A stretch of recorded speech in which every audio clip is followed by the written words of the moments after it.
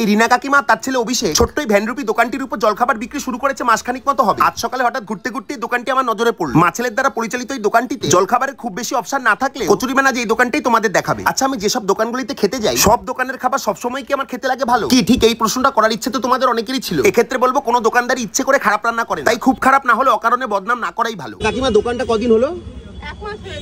এক মাস হয়েছে। তুমি আর তোমার ছেলে দুজনে মিলেই চালাও? কচুরি কত করে?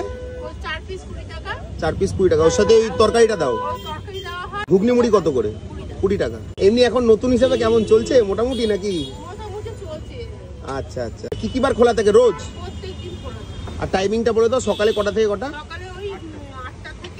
আচ্ছা, দুপুর 1টা। দেখো ভিতরে কোনো স্টাফিং ছিল না, তাই এটিকে লুচিই বলা চলে। তবে তরকারি দিয়ে খেতে মন্দ লাগে। এই দোকানটি খুঁজে পাবে 212 গিরিশ ঘোষ রোড, আমাদের রঙ্গোলি মলের 2 নম্বর গেটের সামনে চলে গেলে। বাই।